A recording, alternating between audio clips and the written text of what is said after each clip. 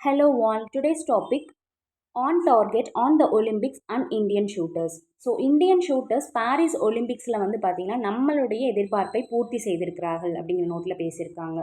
மனு பேக்கர் அப்படிங்கிற 22-year world women ஷூட்டிங்கில் ஒரு மெடல் வின் பண்ணியிருக்காங்க. ஸோ இவங்க வந்து ஃபர்ஸ்ட் இந்தியன் விமனாக வந்து ஷூட்டிங்கில் மெடல் வின் பண்ணியிருக்காங்க. ஓகேங்களா. ஸோ ஆர்ச்சரி ஷூட்டிங் எல்லாத்துலேயுமே வந்து பார்த்திங்கன்னா நமக்கு மிகப்பெரிய ஒரு சவாலாக தான் இருக்குது. எந்த இடத்துலையுமே நம்ம வந்து அதில் மெடல் வந்து வின் பண்ணுறது.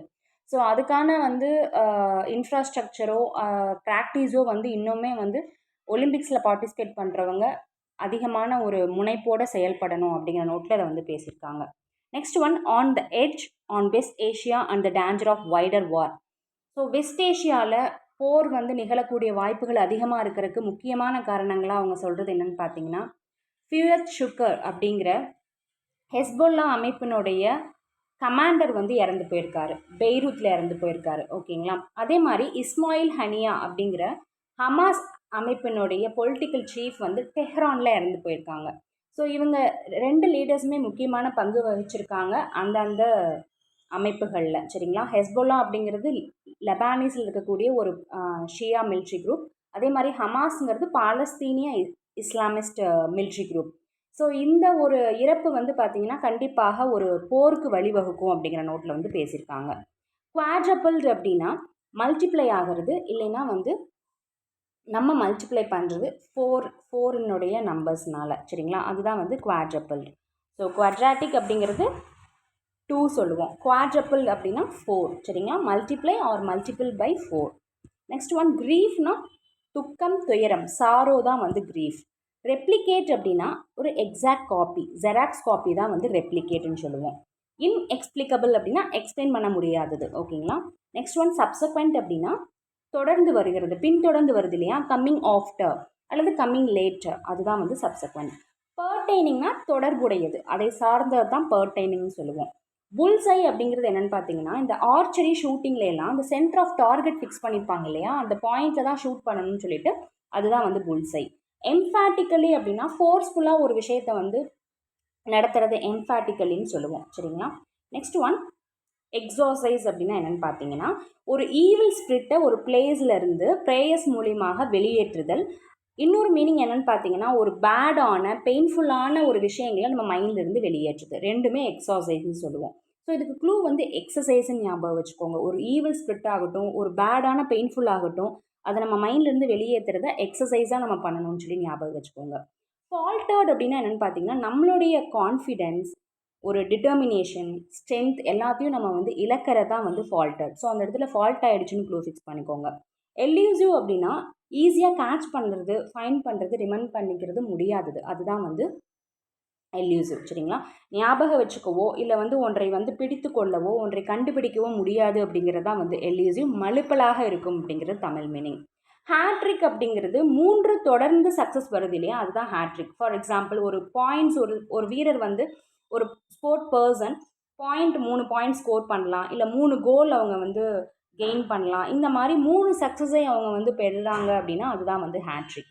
டெஸ்டிமோனி அப்படின்னா ஒரு ஃபார்மல் ஸ்டேட்மெண்ட் உண்மைன்னு சொல்லிட்டு சான்றறிக்கை கொடுப்பாங்க. எஸ்பெஷலி கோர்ட்லாம் கொடுக்குறாங்க இல்லையா சான்றறிக்கை, அதுதான் வந்து டெஸ்டிமோனி. ஃப்ரெட்டர்னிட்டினா என்னென்னு பார்த்தீங்கன்னா ஒரு ஃபீலிங் ஆஃப் ஃப்ரெண்ட்ஷிப். ஓகேங்களா. ஒரு சப்போர்ட் இருக்கும், ஒரு சேம் குரூப்பில் இருக்கிறவங்களுக்கு ஒரு ஃப்ரெண்ட்ஷிப்போ இல்லை வந்து ஒரு சப்போர்ட் என்விரான்மெண்ட் இருக்கிறது தான் வந்து ஃப்ரெட்டர்னிட்டி. இன்னொரு மீனிங் என்னென்னு பார்த்தீங்கன்னா, ஒரு சேம் குரூப் ஆஃப் பீப்புள் வந்து ஒரு ஒர்க்கோ இன்ட்ரெஸ்ட்டையோ ஷேர் பண்ணிக்குவாங்க அந்த குரூப்புக்குள்ளே, அதை வந்து ஃப்ரெட்டர்னிட்டின்னு சொல்லுவோம். அதாவது ஒரு குரூப் ஆஃப் பீப்புள் ஒற்றுமையாக செயல்படுறதா வந்து ஃப்ரெட்டர்னிட்டின்னு சொல்லுவோம். கார்வ்டு அப்படின்னா என்னென்னு பார்த்தீங்கன்னா, ஒரு வுட்டையோ ஸ்டோனையோ ஒரு ஆப்ஜெக்ட் மேக் பண்ணுறக்காகவோ இல்லை ஒரு பேட்டர்னில் வடிவமைக்கிறக்காகவோ இல்லை அதில் ஏதாவது எழுதணும் அப்படின்னாலோ அதில் பண்ணக்கூடிய ஒர்க்கு தான் வந்து கார்வ்டுன்னு சொல்லுவோம். சரிங்களா. ஒரு வுட்லேயோ இல்லை ஸ்டோன்லேயோ. அதே மாதிரி வந்து பார்த்தீங்கன்னா, காவ சிக்கன் அப்படின்னு சொல்கிறாங்கன்னா ஒரு குக்குடு மீட்டை ஸ்லைஸ் பண்ணுறது, துண்டுகள் ஆக்குறதையும் நம்ம வந்து காவுன்னு சொல்கிறோம். அதை காவ சிக்கன் அப்படின்னு சொல்லிட்டு. ஓகேங்களா. நெக்ஸ்ட் ஒன், லிங்கிங் அப் அப்படின்னா ஜாயின் பண்ணுறது, 2 அல்லது 2க்கும் மேற்பட்ட பொருள்களை வந்து இணைக்கிறதா வந்து லிங்கிங் அப். எக்டசி அப்படிங்கிறது மிகப்பெரிய மகிழ்ச்சியை வெளிப்படுத்துறது, ஓவர்வெல்மிங் ஜாய் தான் வந்து எக்டசி. ஓகேங்களா. ஒரு கிரேட் ஹாப்பினஸ் தான் எக்டசி. ஸ்டம்பிளிங் அப்படின்னா ஒரு ஃபூட்டில் நீங்கள் எதாவது ஒன்றில் வச்சு ஹிட் பண்ணிவிட்டு அதில் இடறி தடுமாறி விழுக போகிறீங்க இல்லையா, அந்த நிலையை ஸ்டம்பிளிங்னு சொல்கிறாங்க. அதே மாதிரி ஒரு மிஸ்டேக் நீங்கள் எதாவது பண்ணிடுறீங்க, நீங்கள் பேசும் பொழுது, இல்லை வந்து ஒரு மியூசிக் ப்ளே பண்ணும் பொழுது, ஒரு முக்கியமான விஷயங்களில் ஈடுபடும் பொழுது நம்ம செயல்பாட்டில் இருக்கக்கூடிய பிழைகளையும் நம்ம வந்து ஸ்டம்பிளிங்னு சொல்கிறோம். ஸோ கால் இடறி விடுகிறதாகட்டும், இல்லை வந்து ஒரு பேசும் பொழுதோ, இல்லை மியூசிக் ப்ளே பண்ணும் பொழுதோ ஏதோ ஒரு மிஸ்டேக் பண்ணுறோம் அப்படின்னா அதுவும் ஸ்டம்பிளிங் தான். பிரிங்க்னா எட்ஜ், சரிங்களா? அதாவது ஒரு சுச்சுவேஷன் எப்படி இருக்கும்னா, ஒரு அழிவின் விளிம்பில் இருக்கிறது இல்லையா, ஒரு கேட்டஸ்ட்ரஃபி நடக்க போகிறதுக்கு முன்னாடி இருக்கக்கூடிய நிலை, விளிம்பு நிலையை தான் வந்து பிரிங்க்னு சொல்லுவோம்.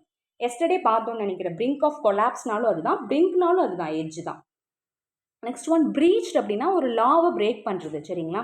ஒரு அக்ரிமெண்ட்டை பிரேக் பண்ணுறது தான் வந்து பிரீச்டு. ரிட்டாலியேஷன் அப்படின்னா என்னென்னு பார்த்தீங்கன்னா, ஒரு கவுண்டர் அட்டாக் கொடுக்கறது, சரிங்களா? ஒரு விஷயம் ஒருத்தங்க நம்மளை எதிர்த்து போரிடுறாங்க அப்படின்னா அவங்களுக்கு ரிட்டர்னிங்காக வந்து ஒரு மிலிட்ரி அட்டாக்கோ இல்லை கவுண்டர் அட்டாக் கொடுக்குறதா வந்து ரிட்டாலியேஷன். க்ரூஸ்னால் ஒரு போட்டில் ட்ராவல் பண்ணுறது, அது ட்ரிப் என்ஜாய்மெண்ட்டுக்காக பண்ணுறதா இருக்கலாம், இல்லைனா வந்து பார்த்திங்கன்னா ஒரு ஃபார்மலான ஒரு ட்ரிப்பாகவும் இருக்கலாம். ஸோ அந்த மாதிரி க்ரூஸுங்கிறது போட்டில் வந்து நம்ம வந்து ட்ராவல் பண்ணுறது தான் க்ரூஸ் சொல்லுவோம். அதே மாதிரி இன்னொரு மீனிங் பார்த்தீங்கன்னா, ஒரே ஸ்பீட்டில் ஒரு கார்லேயோ ஒரு ஏரோப்ளேன்லேயோ நம்ம வந்து ட்ராவல் பண்ணுறோம் இல்லையா, சேம் ஸ்பீட்டில் நம்ம வந்து ரிட்டைன் ஆகி நம்ம ட்ராவல் பண்ணிட்டுருக்கிறதையும் நம்ம வந்து க்ரூஸ்ன்னு சொல்கிறோம். எம்பசிங்கிறது உங்களுக்கே தெரியும், தூதரகம்னு சொல்லுவாங்க. இப்போ அதர் கண்ட்ரீஸில் நமக்கு சார்ந்த, நம்ம கண்ட்ரீஸை சார்ந்த சார்பாளர்கள் வந்து அங்கே இருப்பாங்க. ஸோ அதுதான் வந்து எம்பசின்னு சொல்லுவோம், சரிங்களா? வெளிநாட்டு தூதரகம்னு சொல்லுவோம். புல் ஆஃப் அப்படிங்கிறது ஒன்றுமே கிடையாது, அச்சீவ் ஆகிறது தான் வந்து புல் ஆஃப், சரிங்களா? சக்சீட் ஆகிறது, ஒரு விஷயத்தில் வந்து ஜெயிக்கிறத புல் ஆஃப்னு சொல்லுவோம்.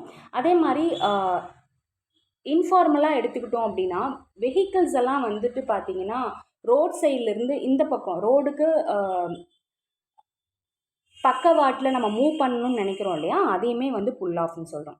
கவுண்டர் ப்ரொடக்டிவ் அப்படின்னா ஒரு டிசைர்டு எஃபெக்ட் நம்ம வந்து எதிர்பார்த்துருப்போம், ஆனால் அதுக்கு அப்போசிஷனாக ஒரு விஷயம் கான்செக்வன்ஸ் நடக்கும், ஒரு விளைவுகள் வந்து வேறு மாதிரி இருக்கும், நம்ம நினச்சதை விட வேறு மாதிரி இருக்கும்.